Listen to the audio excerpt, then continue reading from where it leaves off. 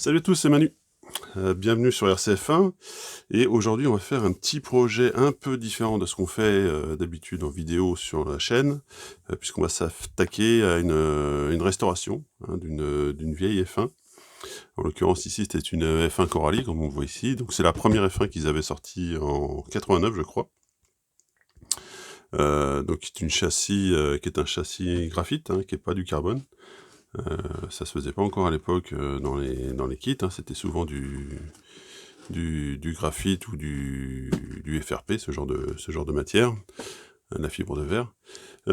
Donc ce châssis F1, donc on va le voir un petit peu quand on va déballer, c'est un châssis que j'ai pu récupérer. Il n'est pas trop en mauvais état, il y a un petit peu d'électronique vintage avec, on va regarder ça ensemble. L'idée donc ça va être de le restaurer, alors pas tout à fait conforme à l'origine, parce qu'il va y avoir un petit peu d'électronique moderne dedans, parce que j'ai pas envie de m'embêter avec des vieux accus, des NIMH et des trucs comme ça, parce que j'ai pas ce qu'il faut pour les stocker, et puis c'est très lourd, ça prend du poids, enfin bref. J'ai tout ce qu'il faut en lipo, j'ai même des petits varios, un petit vario Coralie, un petit CX 120 A qui ira très bien dedans. Donc on restera dans la marque, c'est sympa. Ce que je vous propose, c'est donc de regarder un petit peu ce qu'il y a dans la boîte, que j'ai reçue tout à l'heure. Donc c'est la boîte d'origine en fait de la F1. Donc là, il faut savoir que la version de cette F1 était vendue pré-montée, pré-assemblée en fait. Donc avec le châssis, les kits et les roues. C'est marqué ici. Body and Wings. Alors je sais pas si les roues étaient dedans. En tout cas, c'était des roues type Pancar, on va le voir ensemble. Donc là, malheureusement, la boîte, elle a un petit peu vieilli. Mais bon, c'est bien la boîte vintage de l'époque. Donc on va regarder un petit peu tout ça, on va carrément la sortir. Donc dans la boîte, on avait des petites choses comme ça. On avait deux radios, des radios à manche, comme ça se faisait à l'époque, une KO. Et puis une vieille Futaba, donc des radios en 41 en 28 MHz. Un petit moteur, un 240 SE Gold, donc c'était l'équivalent de ce qui se faisait chez Kioch à l'époque. Des moteurs compétition, donc pareil, Tour Collector, tout team, donc j'ai pas trop envie de partir sur des moteurs comme ça, surtout qu'ils n'ont pas roulé depuis un moment, donc on sait pas trop dans quel état on va les retrouver. Il y avait un petit récepteur KO, hop, on va le mettre avec la radio. Donc il y avait bien sûr les pneus Coralie, alors on retrouve c'était comme les pneus Pancar de l'époque, on retrouve les jantes Coralie. C'est pour tous ceux qui connaissent un petit peu la marque. On retrouve facilement le design des jantes de l'époque. Donc ça s'adapte encore sur les Pancar modernes, ça pourrait encore marcher dessus. Mais c'est assez sympa. Bon, les pneus sont un peu secs par contre. Donc il faudra voir si peut-être en les retraitant un petit peu, ils reprennent un petit peu d'élasticité, mais il y a peu de chance, je pense qu'ils vont partir très vite.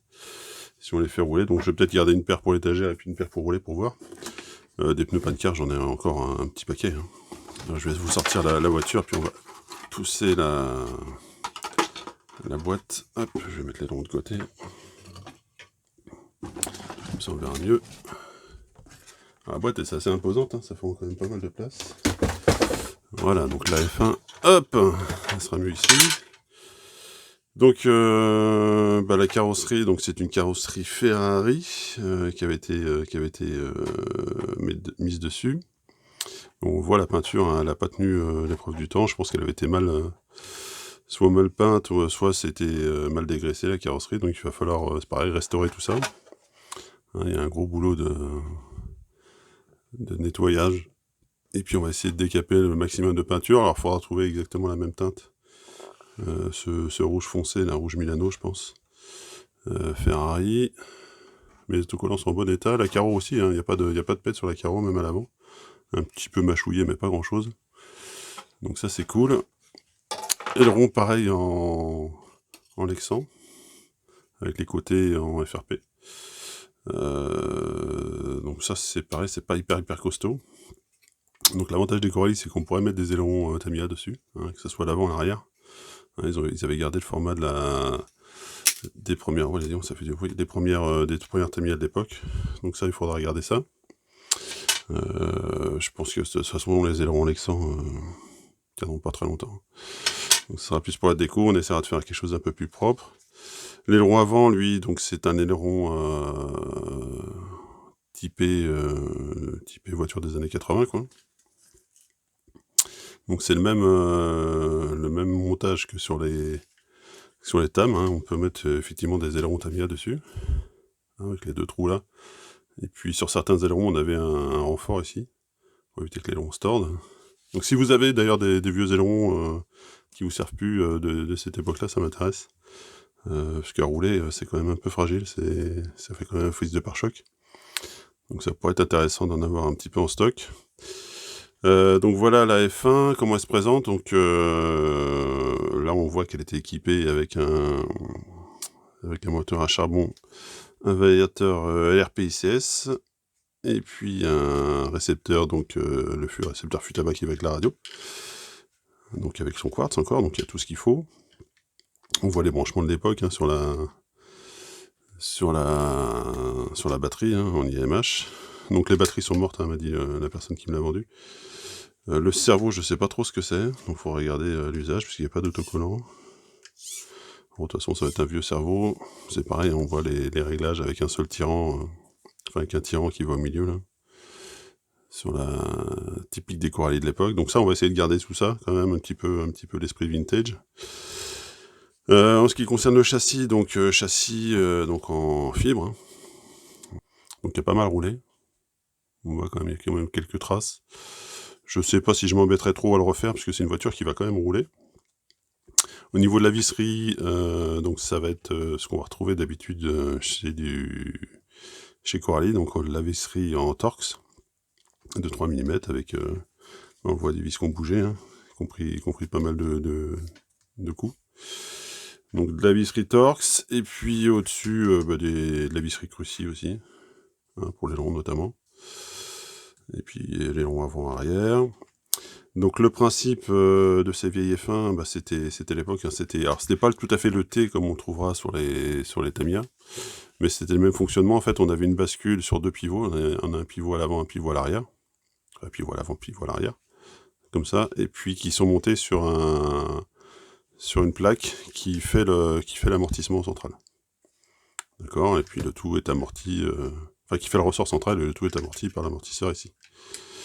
Hein, donc je sais même pas d'ailleurs si c'est l'amortisseur d'origine. Donc amortisseur a priori qui fuit pas trop, amortisseur en plastique j'ai l'impression. Donc on regardera ça, et puis à l'intérieur du T, comme sur les tables, en fait, on pouvait mettre de différentes viscosités de graisse pour diminuer le débattement, enfin pour durcir ou pas le débattement de l'arrière. À l'avant, hein, les fusées sont montées sans support au-dessus. On le voit ici, hein, ce sont des supports traversants, donc il n'y a pas de train supérieur, on va dire. Comme d'habitude chez Coralie, donc tout est monté, toutes les axes sont montés, alors il en manque ici, avec des circlips, hein, que ça soit même jusqu'aux roues. Donc ils faisaient beaucoup ça à cette époque-là, donc pour le montage des roues, tout ça. Ça se faisait pas mal. Alors, le problème, c'est qu'on retrouve plus trop ces clips-là, c'est un peu compliqué à trouver. Donc là, pareil, si vous en trouvez, n'hésitez pas à m'envoyer un petit message. Je suis preneur si vous en avez en rab. Donc on va retester ça. Donc on va démonter toute la voiture, forcément, hein. On va tester tous les clips, le diff. Et puis on va retrouver à l'arrière donc le fameux axe Coralie, avec cette petite pièce en métallique. Alors c'est dommage qu'elle est cachée. Je sais pas si on le verra ici à la vidéo, pas trop. Donc l'axe Coralie qui est toujours dans son cache au milieu du pod. Donc c'est quand même un pod alu, hein. Ah, les deux côtés sont en alu. Et puis on retrouve l'axe Coralie qui est le même axe en fait qu'il y avait sur les pancars, avec un diff, avec une butée, tout ça. Butée bi, j'espère. Enfin, on va regarder, on va démonter tout ça. Et puis on va regarder ça tranquillou. Donc on va voir comment ça se comporte. Alors, on voit tout petit plateau, hein, derrière. Là, c'est vraiment tout petit. Donc les billes sont à l'intérieur. Les plateaux de l'extérieur ne servent pas, comme comme ça se fait sur les F1 modernes. Puis on voit derrière, ici, c'est un petit peu oxydé, les vis, pareil, elles ont un petit peu oxydé. Donc on démontera tout ça, on verra si on change les vis, peut-être je passerai du BTR à la place du Torx, on verra. Je vais essayer de garder quand même un maximum de pièces d'origine sur cette Coralie. Sachant que moi j'ai une petite fraiseuse, donc je pourrais faire des pièces en FRP s'il y a besoin. Hein, donc je peux me permettre de rouler avec et puis de refaire les pièces après. Hein, j'ai du FRP, ça se trouve facilement, il n'y a pas de souci. Et ça s'usine très bien avec même des petites fraiseuses CNC. Ça marche très bien. Donc voilà l'idée du projet. Donc il y aura plusieurs vidéos qui vont venir. Prochaine vidéo, on va tout démonter, regarder un petit peu l'état du châssis. On fera une petite vidéo pour la carreau, pour regarder un petit peu ce qu'on peut faire avec tout ça, si on peut bien la décaper.